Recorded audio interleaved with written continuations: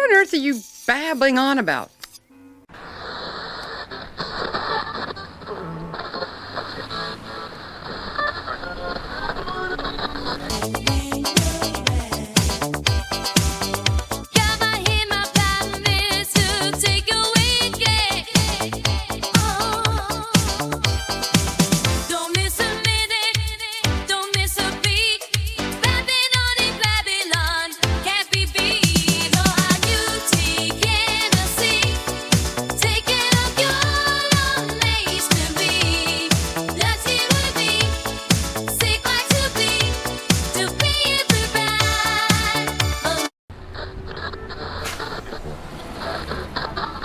This is Babbling On and Babble On, brought to you by Bible and a Bicycle on YouTube.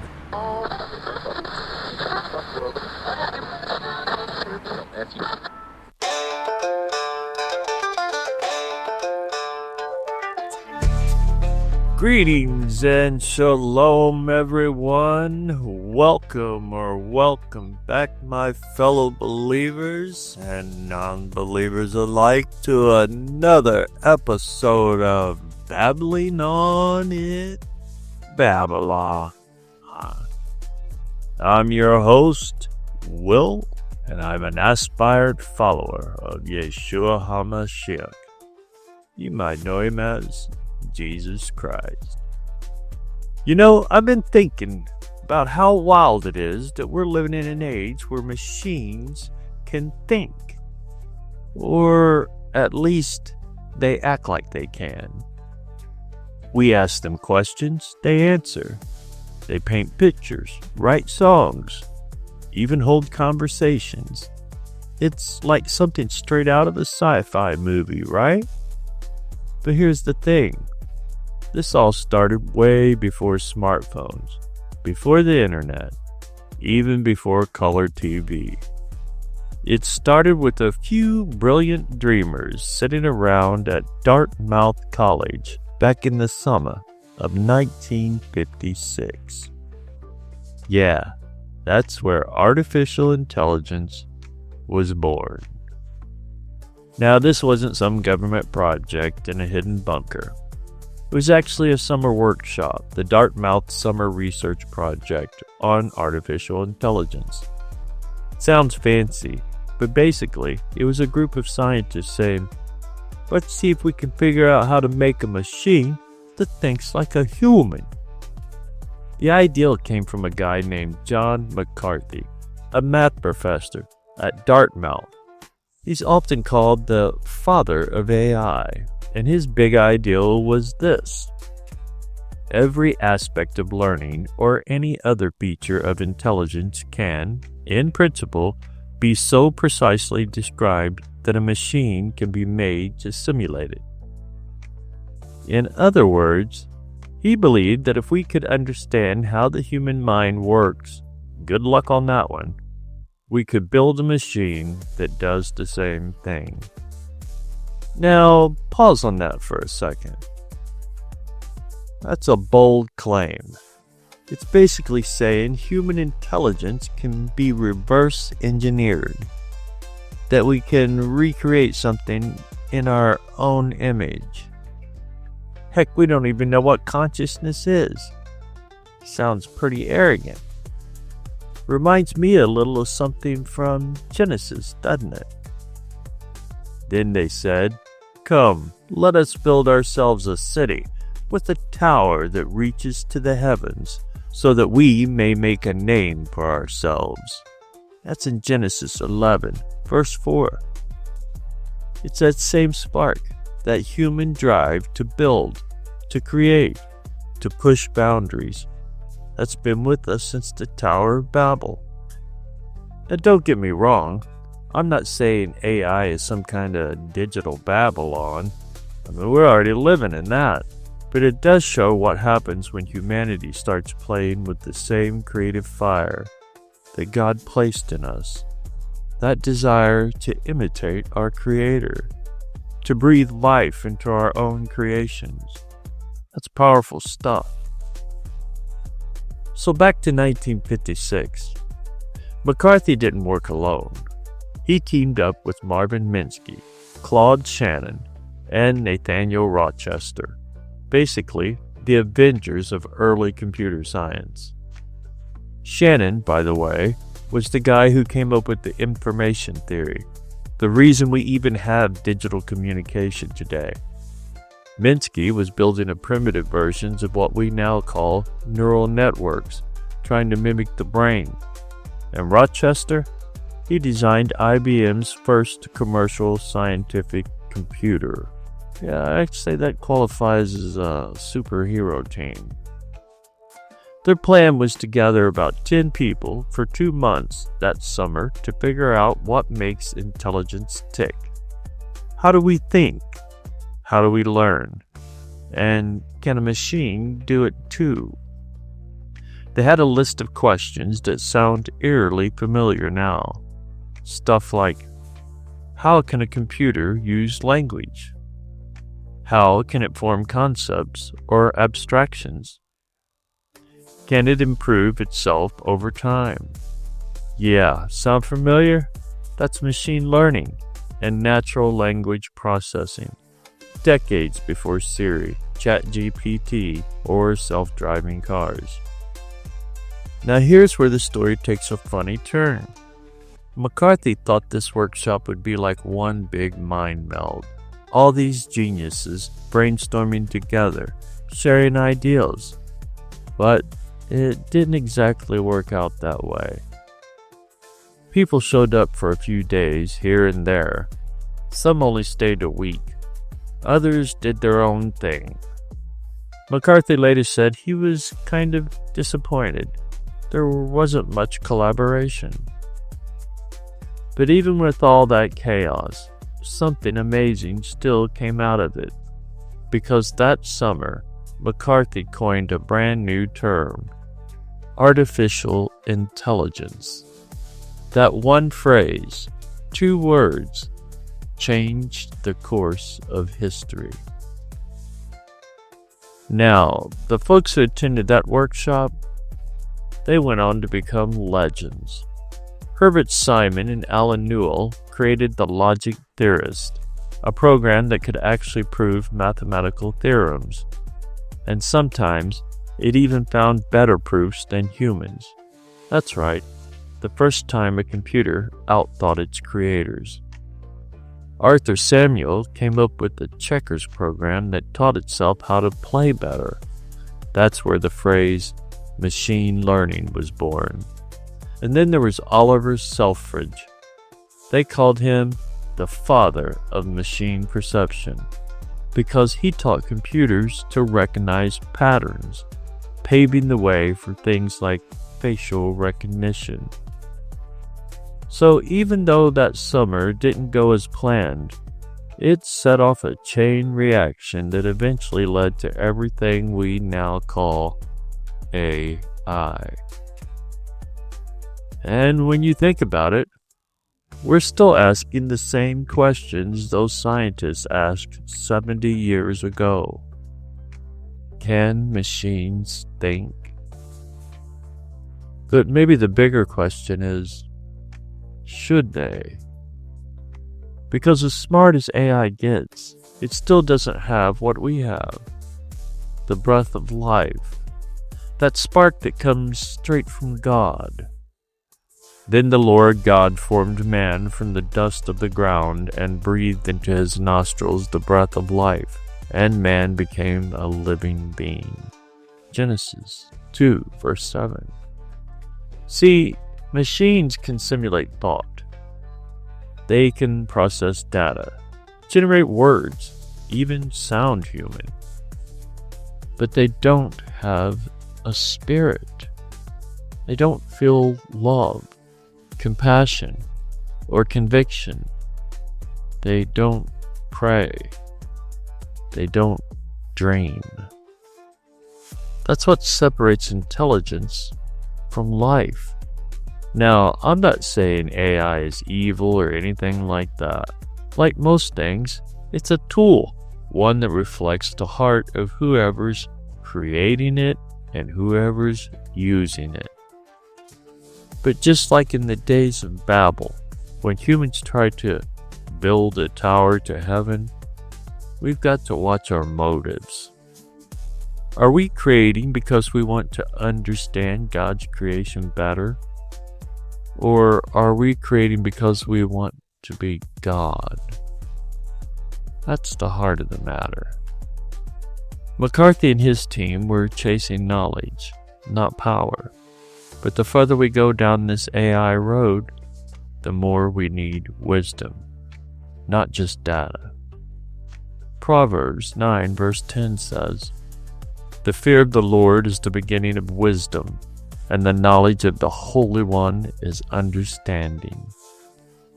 And that right there, that's the line that keeps all our inventions in check.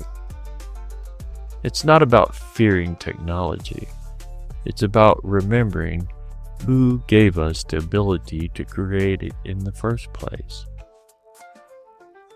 So yeah, the story of AI isn't just about machines getting smarter. It's about humanity standing at another crossroads, just like in Babel, just like in Eden. Every time we create something powerful, we face the same question. Will this draw us closer to God or further from Him?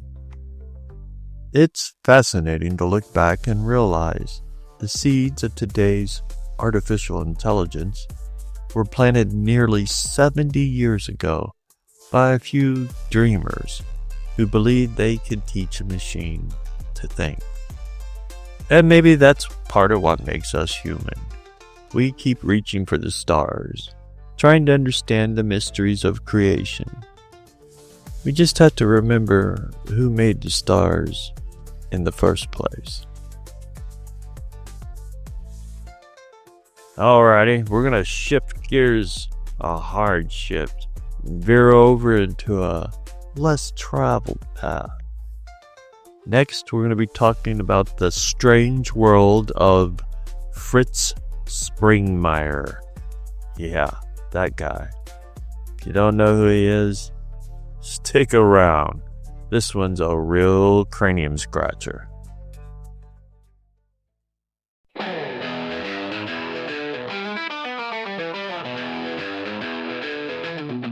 Jerusalem's burdened, kingdoms collide. But the king's coming back, riding the skies. He said, don't fear, just open your eyes. So I'm looking up, not watching the lies. Started with a promise to a man named Abe. 2 sons, 2 nations, history paved. Isaac and Ishmael, blood on the sand. Now it's rockets and tanks in the promised land. Reborn in 48, the clock starts ticking. Enemies gather, sabers kicking. But the one spoke first, long before the fire, that the whole world would circle round Jerusalem's wire. Look up when the world starts shaking. Look up when the storms start breaking. Look up when the sky turns black. The king is coming and he's coming back. Look up, he's coming back. Look up, don't fall for the trap. Scroll to the end, it's revelation time. Dragons, beasts, and a world in decline. They say the mark's tech, they say it's control. But it's really about who's got your soul. Right hand, forehead, what you do and think. You bow to the beast or the king of kings. Early saints bled when kneel or conform. Now we live stream the fire before the storm. Don't buy the lies they're selling. False peace, false gods rebelling. From Babylon to God's gates, the whole world trembles, but the kingdom waits. Russia from the north, Persia's in the game. Ukraine burns and they light the flame. But it's all foretold in the ancient scroll. God's marching south with a death toll. But God ain't shaking, he wrote the plan. He'll step in strong with a sword in hand. Don't fear the war, the thunder roll. The Lamb breaks seals, and he saves your soul. Look up when the world starts shaking. Look up when the storms start breaking. Look up when the sky turns black. The king is coming, and he's coming back. Look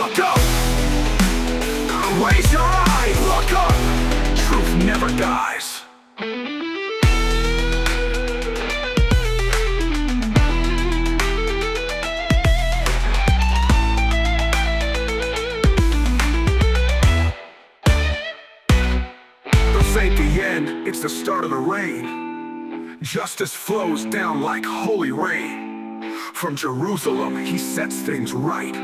No more fear, no more night. You ready? Look up when the trumpets sound. Look up when the walls come down. Look up, there's a throne on high. The king's returning, cutting through the sky. Look up, he's got the crown. Look up, let the fire come down. The kingdom's coming, don't be found sleeping.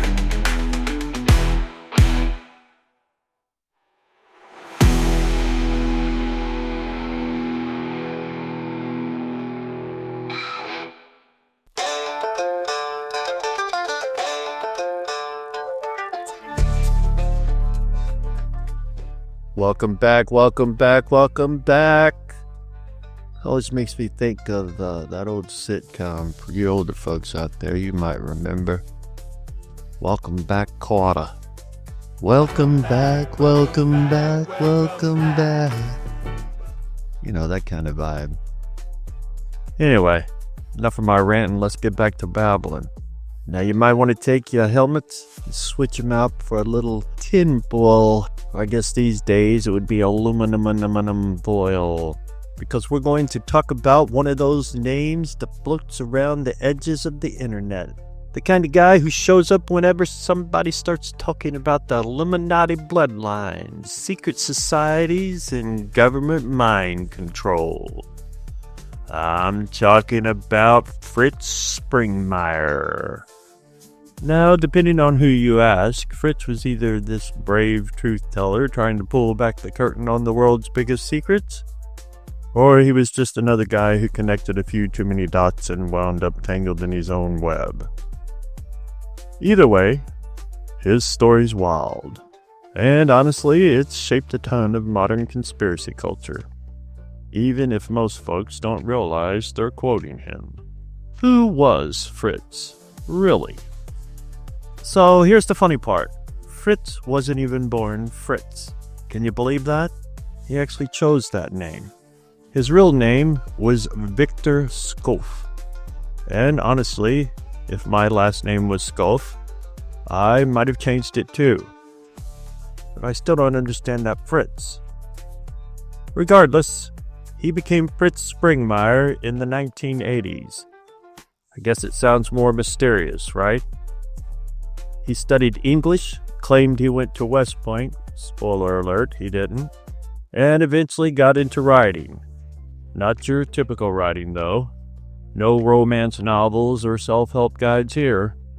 Fritz drove straight into the deep end.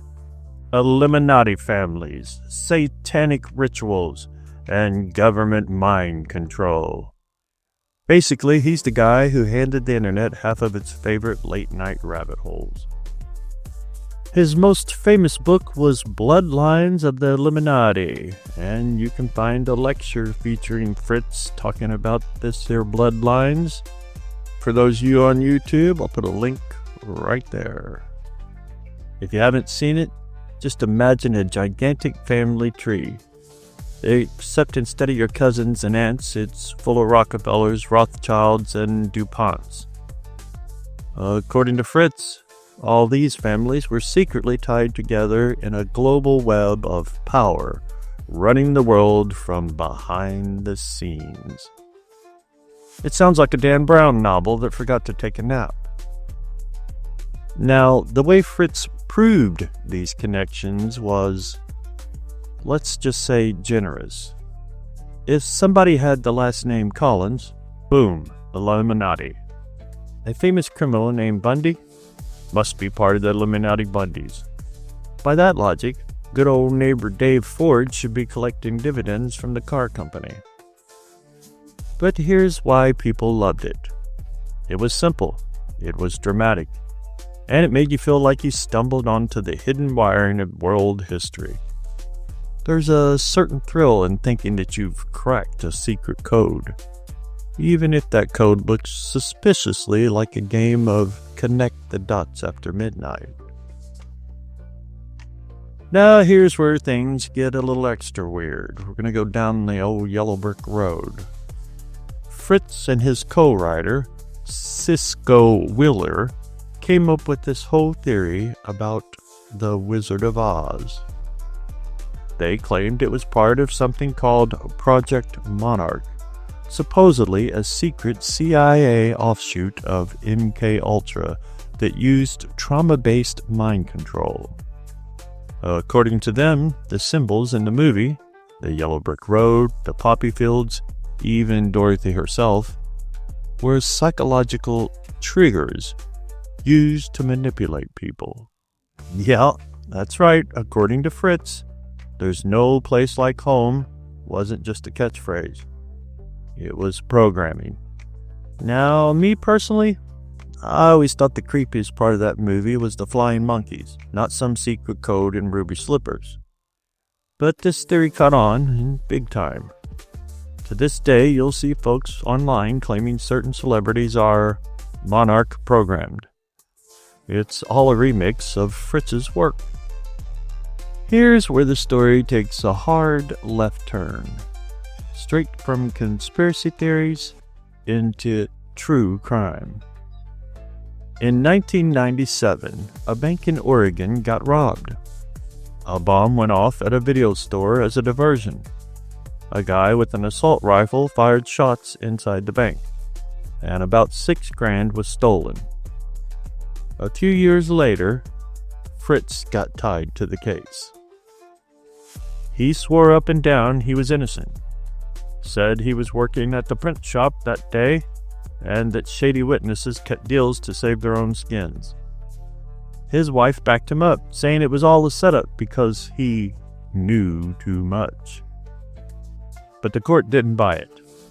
He was convicted in 2002 and sentenced to over 9 years in prison.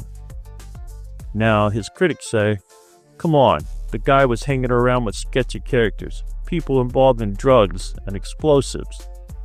And his supporters say, no, this was a hit job.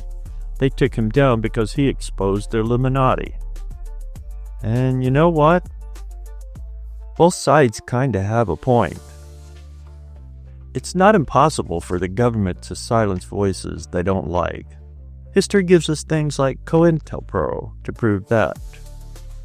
But at the same time, if you spend your nights hanging out with guys stockpiling rifles and fertilizer bombs, you might just be writing your own bad ending. So why are we still talking about this guy decades later? Because his ideals became the blueprint for modern conspiracy culture. Seriously, a ton of stuff people now associate with the Illuminati traces right back to him.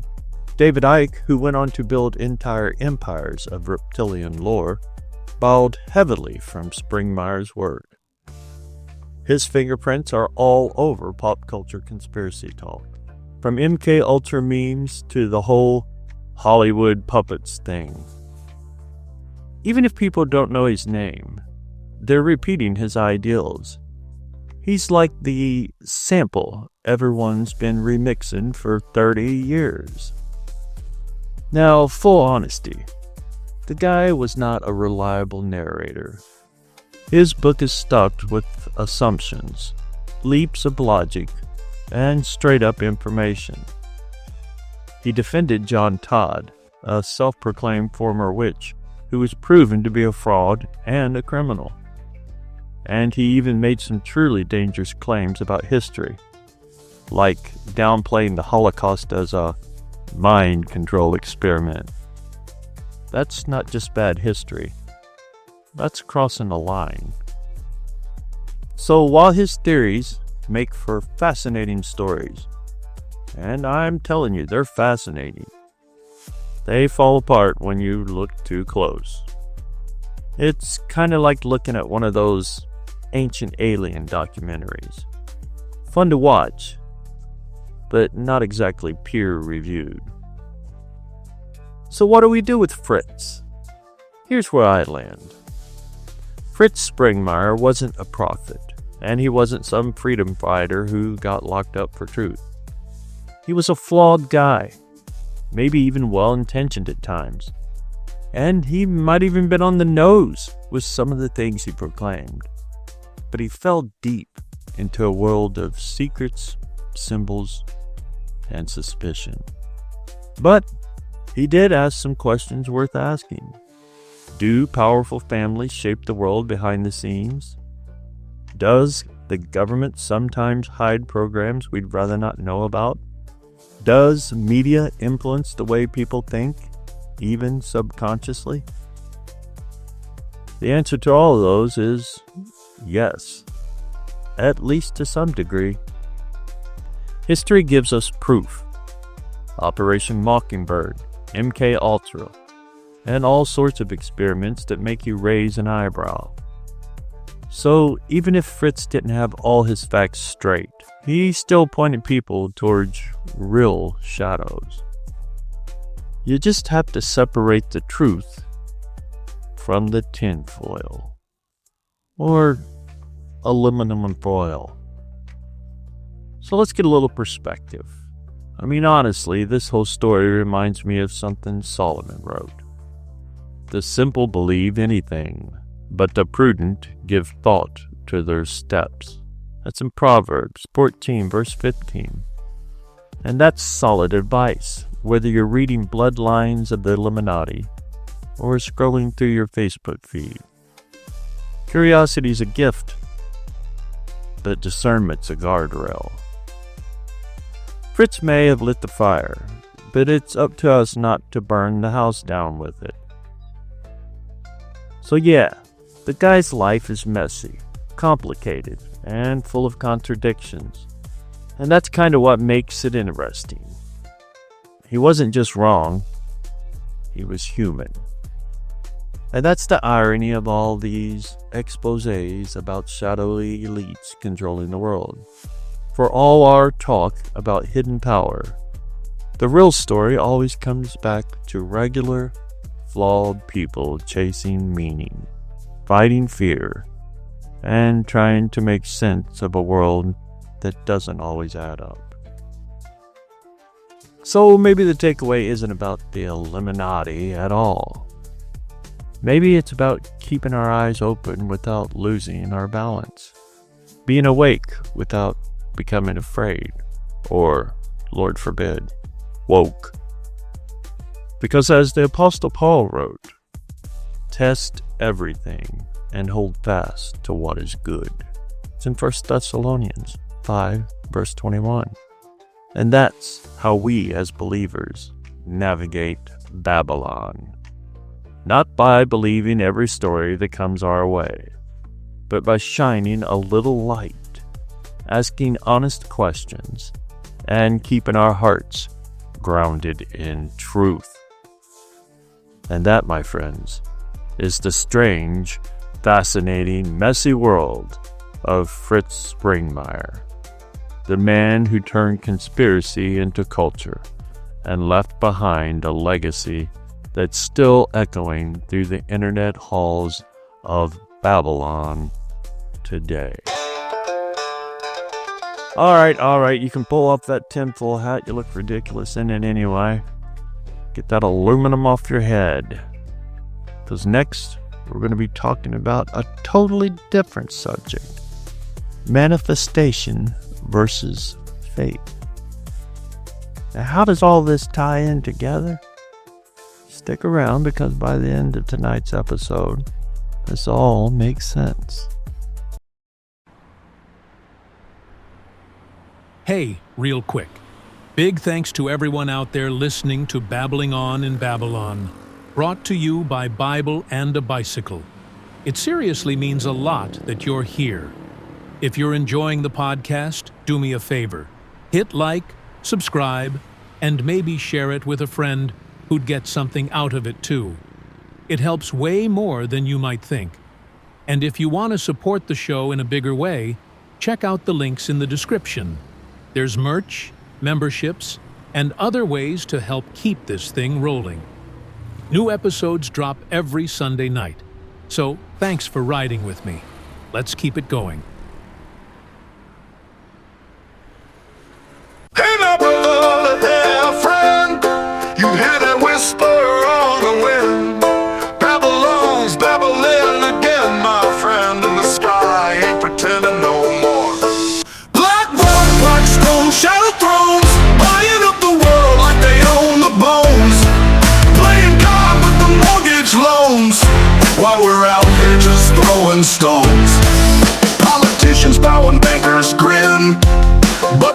sitting there, scratching his chin.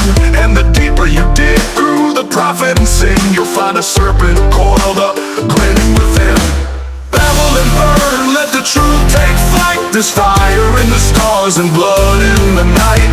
Watch and pray while the sky still speaks, before it all breaks down and the strong look weak. Shine like a rainbow, shout like a flood, with mercy in your mouth and justice in your blood. Eyes on the heavens, boots in the dirt, we're singing hallelujah through the hurt.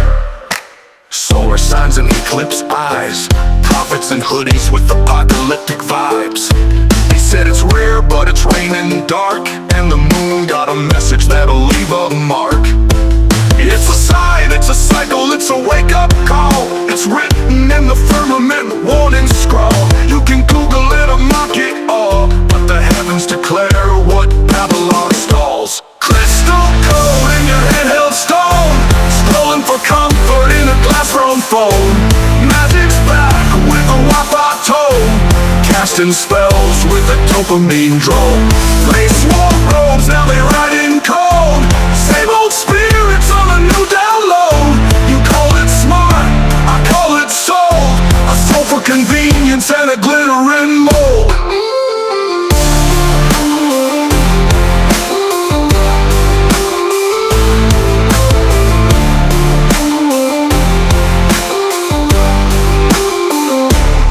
Now here comes Banduric with a tale to tell. Trillions of tech with a cloaking spell. Shape-shifting metal from a place unknown, watching our world from a hidden zone. They bend the light, they vanish in dust, saying don't reverse me, just let me rust.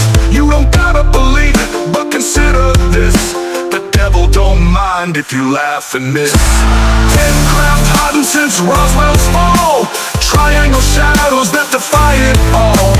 NGOs and deep state dreams, chasing wreckage and unraveling beams. But the bigger the secret, the louder the lie. The truth's in the rainbow, stretching the sky. Not pride, not politics, not colored flags, just a blow from a king who laid down his wrath.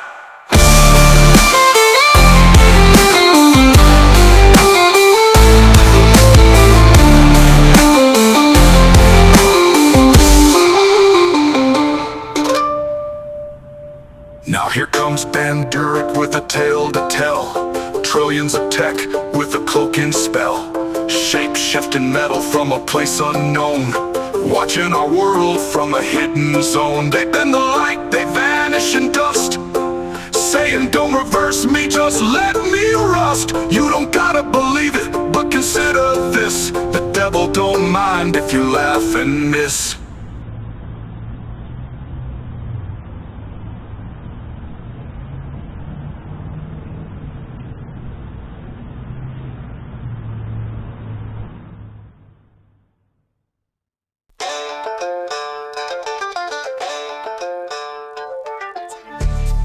Welcome back, folks. Thanks for hanging around, listening to this old man babble on and Babylon. Hope everyone's warm and cozy out there. We just had our first snow here recently where I'm at, and the temperatures have already dipped way down below freezing.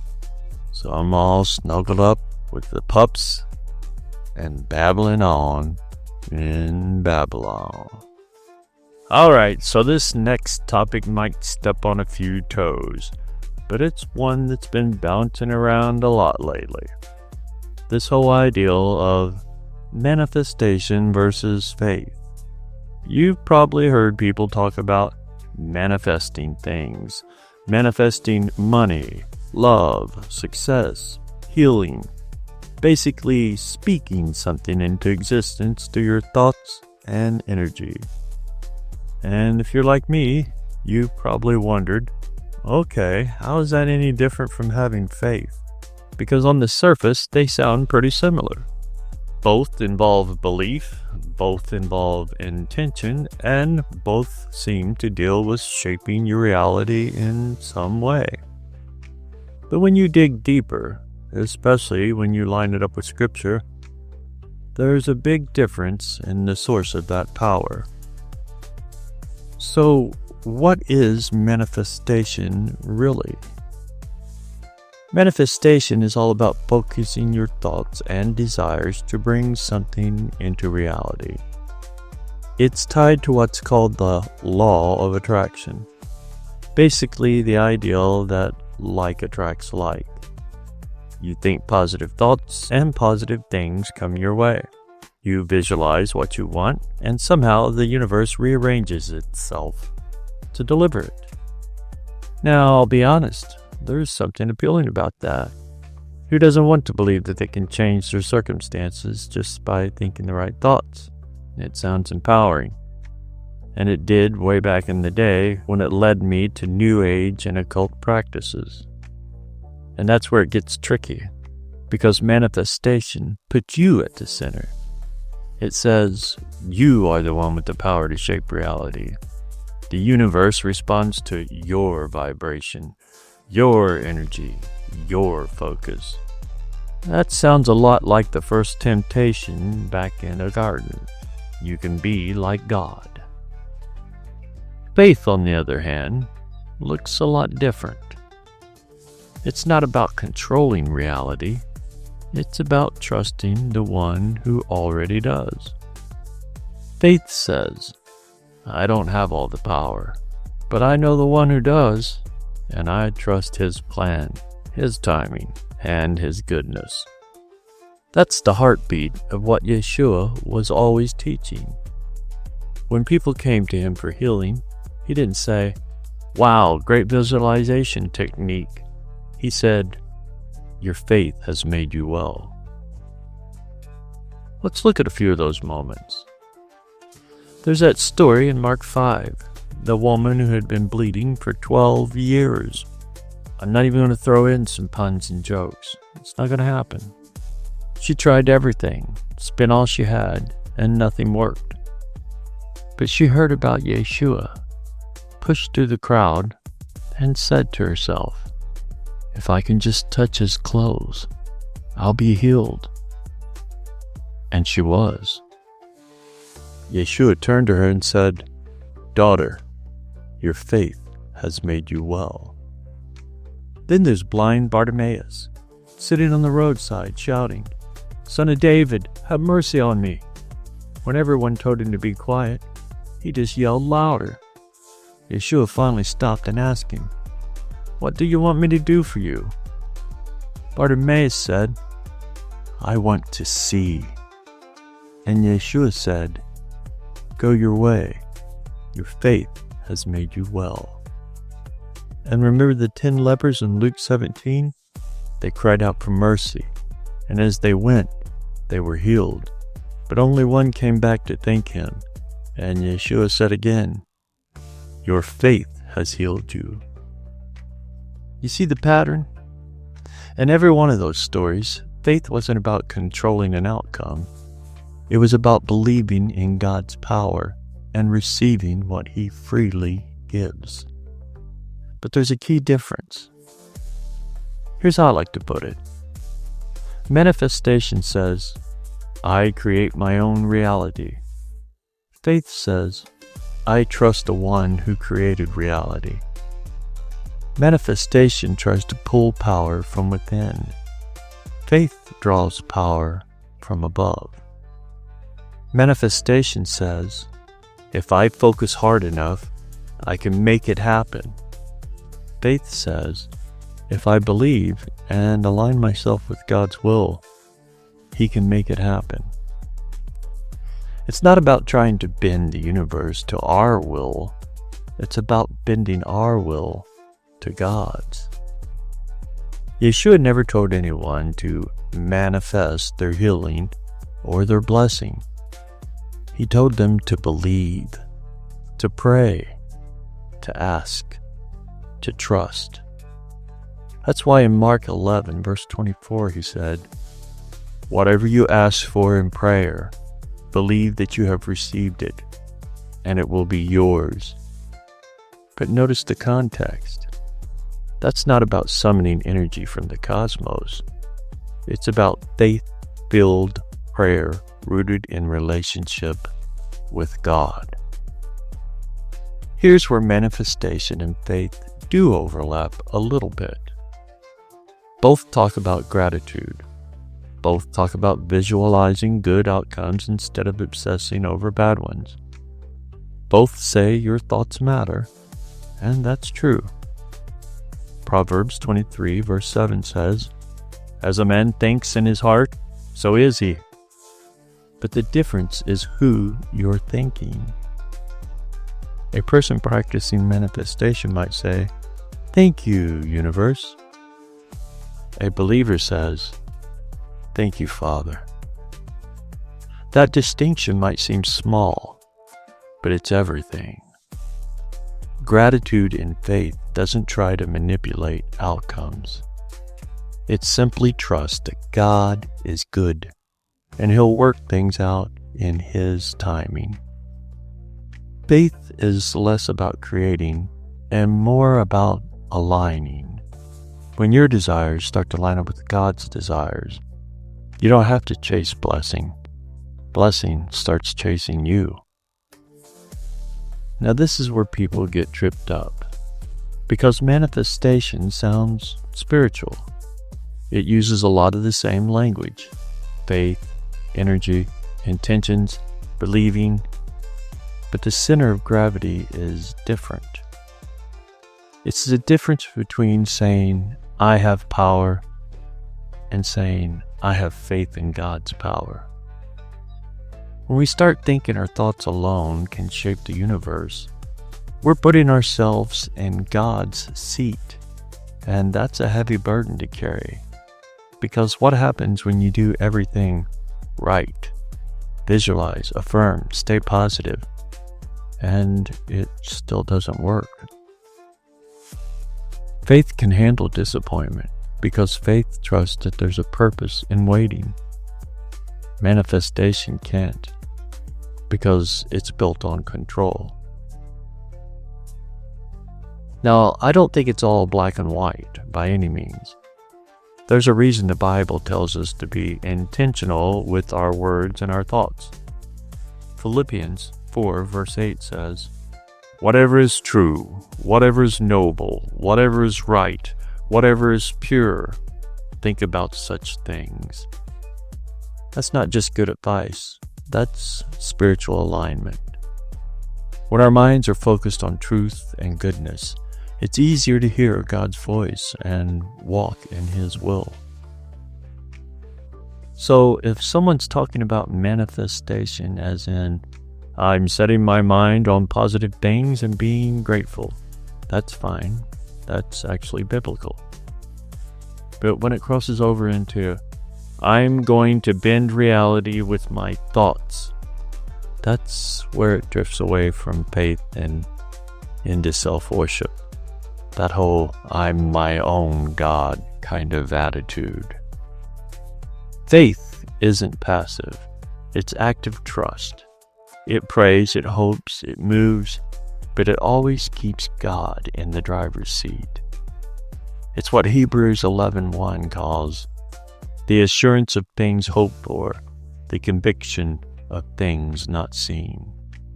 It's what made that woman reach for Yeshua's robe, what made blind Bartimaeus cry out louder, what made the leper turn back and say, "Thank you."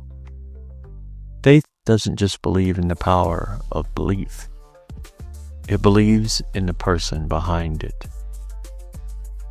From AI to Fritz Springmeier to manifestation and faith, all of them come back to the same human question: where does our power come from? In the story of AI, it's humanity trying to recreate intelligence. In the story of Fritz Springmeier, it's humanity trying to expose or control secret power. And in manifestation versus faith, it's humanity trying to wield power, either by thinking our way to it or by trusting the one who gives it. Every generation of Babylon, ancient or digital, wrestles with the same temptation: to believe we can be the masters of our own universe. but true wisdom, the kind that leads to peace, says what Proverbs 3:5 says. Trust in the Lord with all your heart and lean not on your own understanding. That's the thread that ties it all together. Whether we're building machines, chasing mysteries, or visualizing blessings, it always comes down to that question. Are we trying to be gods, or are we trusting God? So yeah, manifestation might make you feel powerful for a minute, but faith gives you peace that lasts a lifetime. Because at the end of the day, it's not about attracting the universe. It's about walking with the creator of it. And that, my friends, is how we keep from getting lost in Babylon. Stick around, we'll wrap this all up. Are you tired of carrying the weight of the world? Do you suffer from chronic hopelessness, persistent guilt, or an unshakable sense that something is missing? Introducing the Bible, the time-tested, soul-approved solution to the human condition. Not just another book, but a revolutionary life treatment backed by thousands of years of divine research. The Bible works naturally with your heart and mind to reveal your purpose, provide peace, and even reconnect you with your Creator. Side effects may include sudden outbursts of joy, unexplainable hope in dark circumstances, increased compassion and patience, talking to God like He's actually listening, He is, freedom from fear, guilt, and shame, radical forgiveness of others and yourself, occasional moments of, wow, I really needed to hear that, a burning desire to love your neighbor, even if they play the drums at midnight. Not recommended for people who enjoy holding grudges, hate being challenged, or insist on being their own God. Results may vary, but eternal life is guaranteed with regular use. Consult your Creator before starting a Bible regimen. Side effects increase with prayer. The Bible. Ask your soul if it's right for you.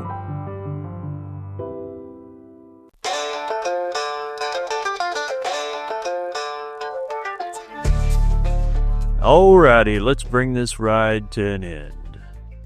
We've covered a lot of ground in this little episode, haven't we? From the scientists in 1956 trying to teach machines how to think, to good old Fritz Springmeier mapping out the so-called bloodlines of hidden rulers, to this modern ideal that we can manifest anything if we just think the right thoughts. Different subjects, different times, but they all circle around the same heartbeat. Humanity's constant urge to grasp power, to understand it, to create it, to control it. And that's been the story of Babylon since the very beginning. In Genesis 11, people said, "Come, let us build ourselves a city and a tower that reaches to the heavens, so that we may make a name for ourselves." That's really what all of this is about. The same old Tower of Babel energy, just wearing modern clothes. The AI story? That's humanity trying to recreate its own image, to make machines that think like we do, maybe even better. We're saying, let's build something that reaches heaven. But this time it's coded in algorithms instead of bricks. Fritz Springmeier's world? That's the flip side. The fear that someone else already built that tower and is secretly running it from the top. His life was tangled up in the ideal that power had already been stolen, hidden behind the curtains of the elite. Well, I got news for you, Fritz. It goes a little deeper than that. Because when you pull those elite's curtains back, you'll see that it was Ha-Shatan all along. And then there's manifestation. The ideal that you can be the tower yourself. That if you focus hard enough, believe deep enough, speak it loud enough, you can command the universe to rearrange itself around your desires. Different stories, same theme. Us reaching up. And here's the thing. None of that reaching is new. We've always done it. It's baked into our DNA, into our very creation. We want to understand, to build, to create. That's part of the spark that God gave us. But what happens when the creation forgets the Creator? Proverbs 16 verse 9 says, "A man's heart plans his way, but the Lord directs his steps." That's the balance we keep losing. We keep trying to plan, program, and manifest our own way. But it's God who ultimately decides how the story unfolds. And when we forget that, we start spinning our wheels. AI becomes a god, conspiracy becomes a religion, and manifestation becomes a substitute for prayer. But faith, real, grounded, humble faith, puts everything back in order. When we walk by faith, we stop trying to wrestle control from God's hands and start trusting that His hands are better than ours. AI might mimic intelligence, but it can't feel love. Conspiracy theories might expose evil, but they can't redeem it. Manifestation might chase blessings, but it can't create grace. Only God can do that. Faith isn't anti-knowledge or anti-science. It just knows where true wisdom comes from. James 1 verse 5 says, "If any of you lacks wisdom, let him ask of God, who gives to all generously and without reproach." See, knowledge builds things. Wisdom builds purpose. And the difference between the two is the difference between Babylon and the kingdom. Now, don't get me wrong. The reach itself isn't bad. God created us with curiosity. He told us to have dominion, to explore, to steward creation. But that calling was never about playing God. It was about walking with God. Every time we reach for understanding without relationship to God, we end up lost. But every time we reach for God first, everything else starts to make sense. That's what Yeshua meant when he said, "Seek first the kingdom of God and His righteousness, and all these things will be added to you." In Matthew 6 verse 33. That's the antidote to Babylon. To put the Creator back at the center of creation. So maybe the takeaway from all three of these stories, AI, Fritz Springmeier, and manifestation, isn't to fear human innovation, or distrust everything, or reject the ideal of positive thinking. Maybe it's to remember where the true source of power comes from. Psalm 62 verse 11 says, "Power belongs to God." Simple as that. The world is obsessed with power, artificial, political, spiritual, mental.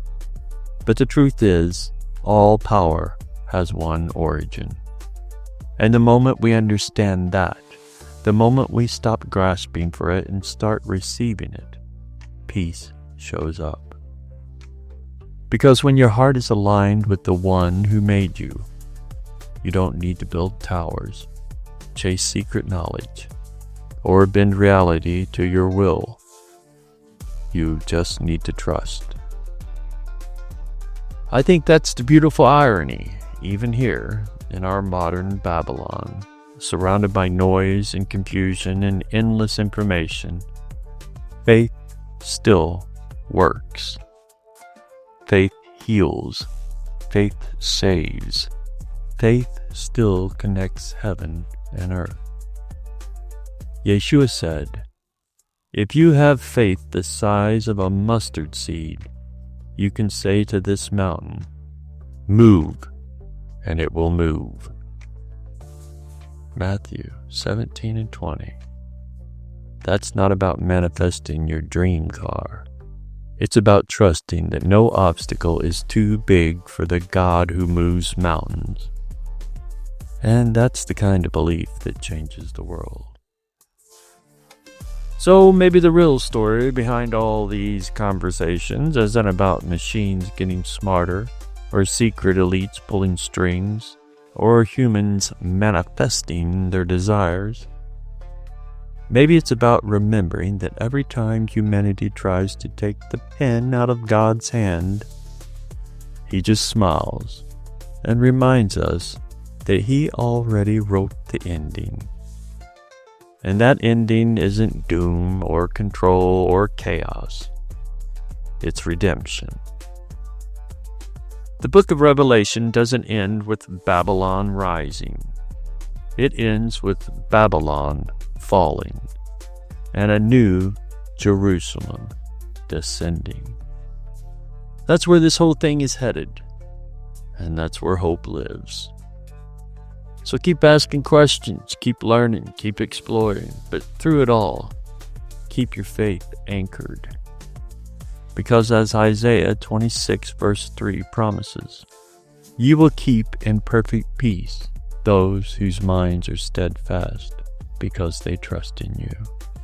That's the peace the world can't imitate. The kind that no algorithm can predict, no secret society can manufacture, and no self-help book can sell. It's the peace of knowing that while Babylon babbles, God still speaks. And His word, not ours, not our babblings, is what truly manifests reality. And that's the end of this here little ride for this here episode. Thanks for joining me here, my friends and family, and anyone else who might be listening. I surely do appreciate you spending your valuable time here, listening to this old man babble on in Babylon. You know the routine for all the rest. If you're not already subscribed, hit that little subscribe button. Make sure you ding dong dell, ring that bell, give us some love with that thumbs up. Make sure you share that love by sharing this here podcast with any friends or family members that you think might benefit from or enjoy listening to this old guy babble on in Babylon. Until next time, Abba willing. Shalom, shalom.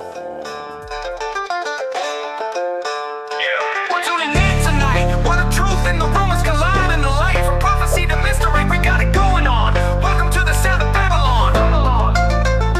Babbling on in Babylon. The stories keep rolling, the beat goes on. From shadows deep to the break of dawn, we keep babbling, babbling on. Flip the page, ancient words on the mic. Conspiracies keep rolling, the beat goes on. From shadows deep to the break of dawn, we keep babbling, babbling on.